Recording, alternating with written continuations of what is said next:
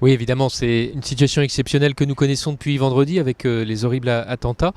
Le président de la République a décrété l'état d'urgence et évidemment, il a fallu prendre rapidement un certain nombre de mesures pour assurer la sécurité, ici même à Vincennes. Donc nous avons fermé tous les équipements publics depuis hier matin, les bibliothèques notamment, le stade. Nous avons aussi interdit toute manifestation sur la voie publique. Il y avait un vide-grenier prévu place Diderot qui ne se tiendra pas.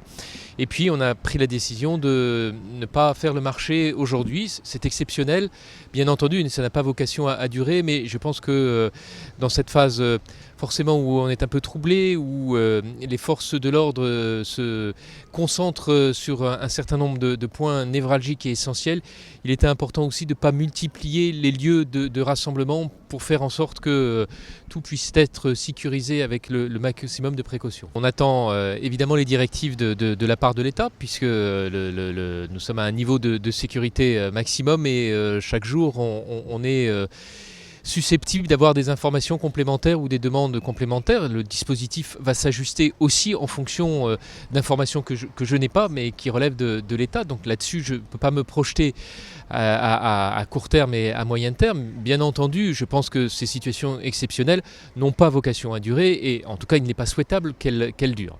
Mais bien entendu, tout cela dépendra d'informations qu'à ce jour, je ne possède pas, donc je ne peux pas en dire plus. Aujourd'hui, il y a une compréhension de la situation, c'est-à-dire qu'il y a à la fois une revendication tout à fait légitime d'assurer la sécurité des citoyens, et puis aussi une revendication là aussi tout à fait compréhensible de dire qu'il faut que la vie reprenne pour apporter une réponse forte à ceux qui justement veulent nous tétaniser ou nous paralyser.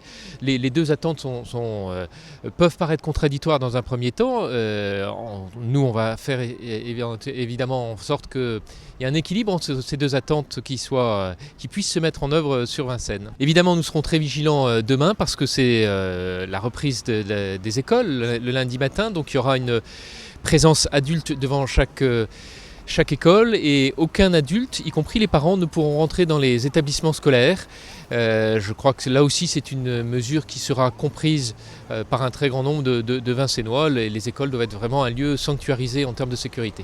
On fait un point chaque jour pour voir quels sont les lieux plus spécifiques à surveiller en fonction des activités. Par exemple, on est dimanche matin, il y a des messes à la fois à Notre-Dame et à Saint-Louis et donc la police municipale va être autour de ces deux églises pour faire en sorte que là aussi il n'y ait aucun risque pris. J'invite évidemment chacun d'entre vous à la fois à la vigilance, la sécurité est l'affaire de tous, donc n'hésitez pas, sans en abuser bien entendu, à faire part au service de police de la moindre interrogation, la moindre crainte que vous puissiez avoir, tout en faisant en sorte que nous ne tombions pas dans la résignation et la peur, et donc de continuer de faire ce que les Vincennois font depuis hier matin, faire leurs courses, circuler, marcher dans Vincennes, sortir parce que la journée s'annonce belle et heureusement, et faire en sorte que la vie reprenne.